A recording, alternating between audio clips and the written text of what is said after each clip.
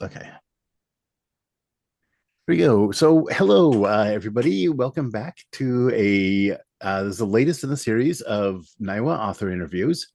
Today, we're joined by Anna Taylor, who writes a series of children's books featuring Tina, a girl with disabilities. And your latest book in the series is Tina and Sam's New Puppy. Can you tell us a little bit about that one?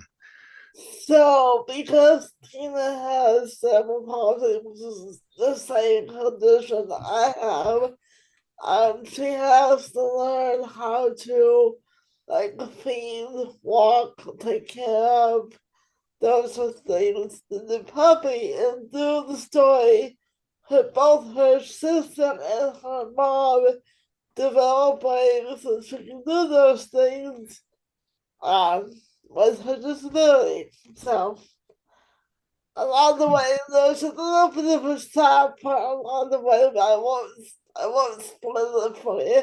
You'll have to read the book. Right. Okay. So her mother and sister both help her with Yeah, learning how to do that. And Sam is her sister, correct? correct. Okay. So it is both of their puppies. Yeah. All right.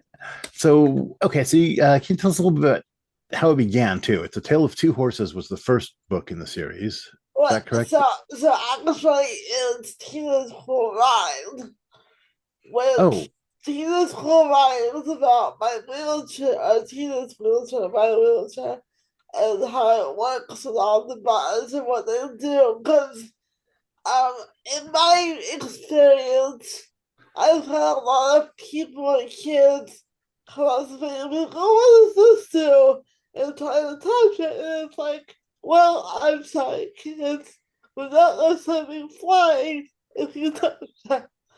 So that's is a guide for parents to answer the questions that the kids might be afraid to ask. But in their own space, they're not afraid. Hmm. Okay.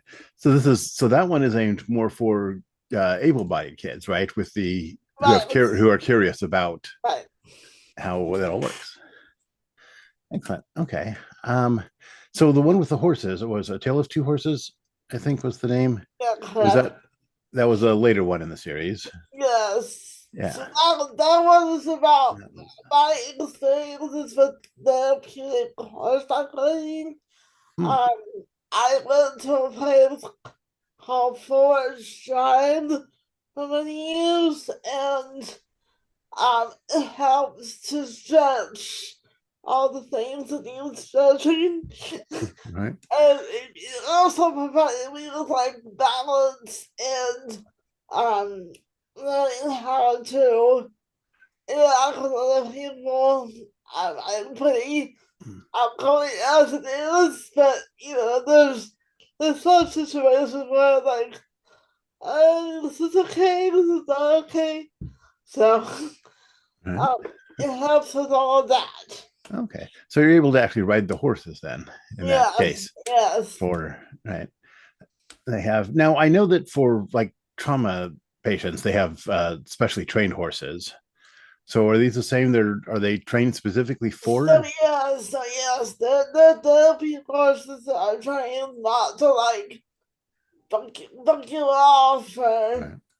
run away with you on top of them or lay down with others. There's lots of helpers along the way.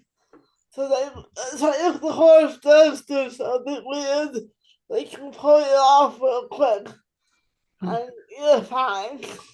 Right. So All right. So it sounds like you've done a lot on your own personal life for these books. For Tina yes, has the same but experiences. most of it is from my own self, yes. Okay. Can you give us an example of how your like day-to-day experience is the same, or how they're different too, or are they? Or is it I'm definite? sorry, can you ask the question Oh, yeah. differently? Um, yeah, maybe give us an example of like how Tina is different from you, or is she? Or is she very much based on you and your own experiences? Oh, okay, I understand now. Yes, he was solely based off of me. Mm. There's not much I don't do that Tina doesn't do. I did it with fake names so that nobody in my life would have a problem being in the book or talked about. But the people and experiences are all based off what I've already experienced. Okay. So like Sam, do you have a sister also Yes, her name as is actually Sia, but yes, and she's the who Sam is based on? yes. All right. Okay. So what can we expect next from Tina? Is there anything else you're working on now? So I'm thinking there's going to be a part two of the dog pug because I kind of stopped it Oh, at a certain point, but I don't know if you know, but children's books are only supposed to be like, I don't know, 20 30 pages without the pictures. And there's a lot more to snaps than can fit into that amount of pages. So yeah, that'll be a part two. I'm also considering taking my personal blog and turning it into a book at some point, but we'll have to see. Um, a lot of my blog posts are more like not me time what I experienced versus the story, so that's a little hard to translate into a book. mm, okay. Um, so yeah, I'm gonna ask you about those blog posts later. Let's see. The Let's see what was my next one. Okay, so one of the challenges with a children's book, any children's book, is the illustrations. Can you give us kind of a quick high level overview of how you go about finding an illustrator and working with them? Right, so at first, it was the very beginning when the Tina School I came out, I had three different illustrators, one of which was a personal friend of somebody's. The other two, the second one I found off of like a bulletin board post that I made asking for an illustrator. Finally, I got online and said, freelance illustrators. That last one finally bought out somebody who was a professional, had a good reputation, and was good at what he does. So I finally chose him over the other two.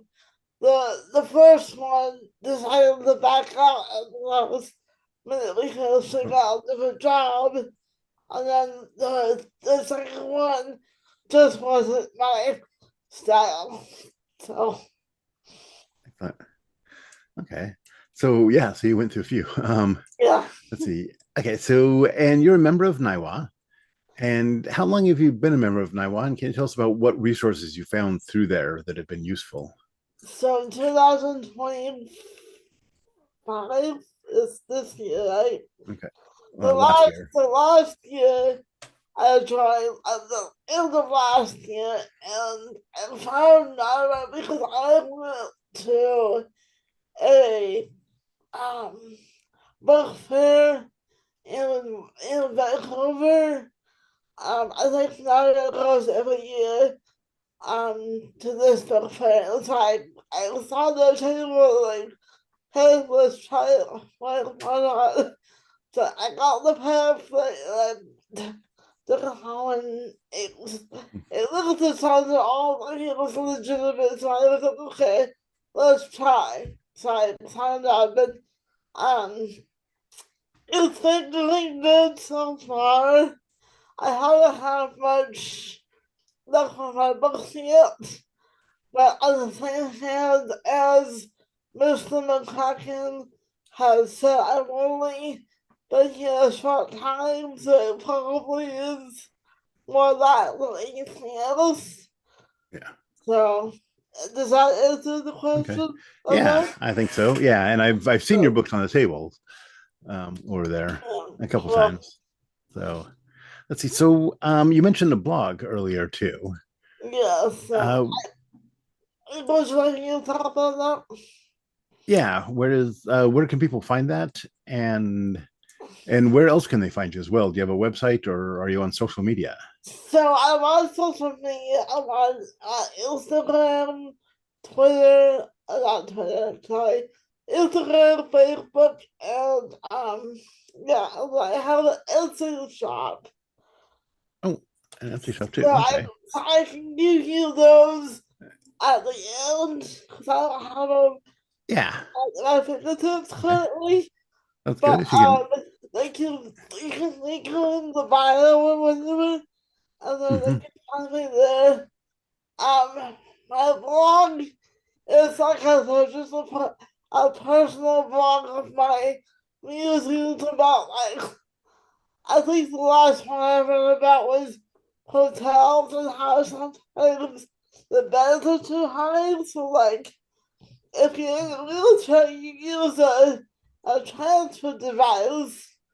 If the bed is high, but it has like a shelf under it to help keep some stuff from going under the bed, you can't push your standard up to it to sit down. So that's one of my posts I wrote. And then I was just writing stuff about what I was doing or where I am. And yeah, All right. Okay. Yeah, and we'll link all those URLs in the video description. yeah, for So sure. anybody watching this will see them down there. And I think, yeah, we're at the end. So thank you very much. And is there Yeah, thank you so much. anything you'd like to add at the last minute? No, I think we're good. Okay. I hope Well, you enjoy the books.